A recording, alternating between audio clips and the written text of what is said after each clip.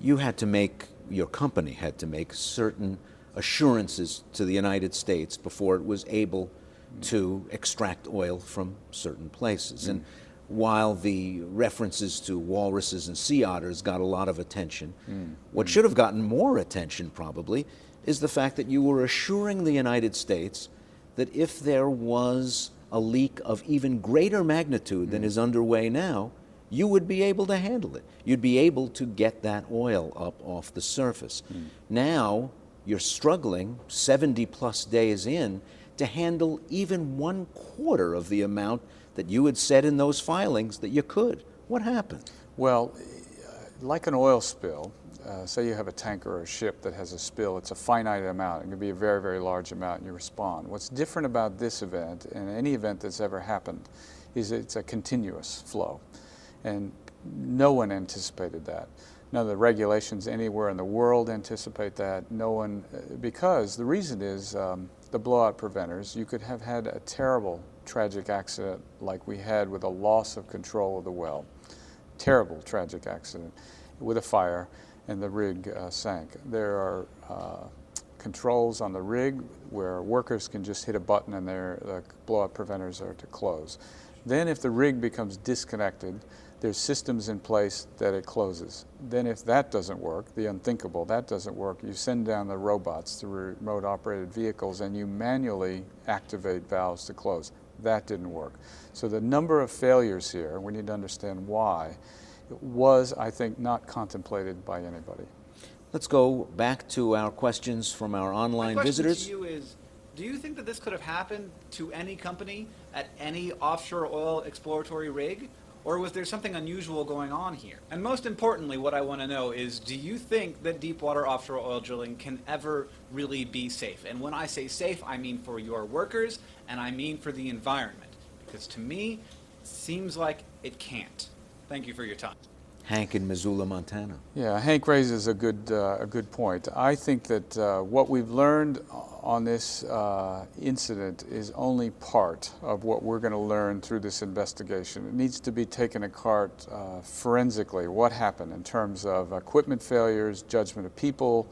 There has been a fairly quick, I say rush to judgment, but it feels that way, that everything is wrong with what BP has done here. And I think the facts are going to emerge that this is a complex accident with multiple stages. Some will be decisions that were made by very, very experienced people. Some will be equipments will have failed. We need to understand that fully before we determine that.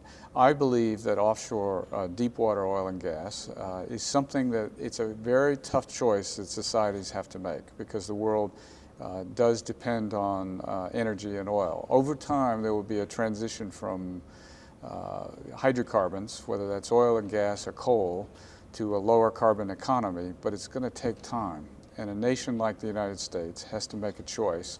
Can it do this safely until we further engineer and make them even safer and safer? The fact that we have been drilling for 20 years in the Gulf of Mexico without an accident, and BP's safety record in the Gulf of Mexico has been very good, as one example, as have other companies, says that I believe the United States will need to go back to a period of producing oil and gas in the deep water.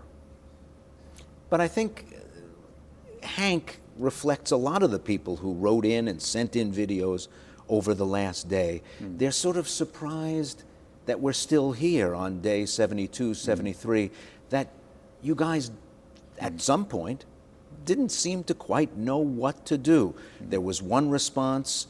Then we were told, well, we'll know in 48 or 72 hours if that worked. Then after we know it didn't work, it'll take another several days after that to put in place response number 2, and everybody learned the lingo and the jargon, top hat, top kill, junk shot, all this stuff. And when none of it worked, there was this feeling like we thought they knew what to do, how to make this stop. They seem to be as clueless as we are.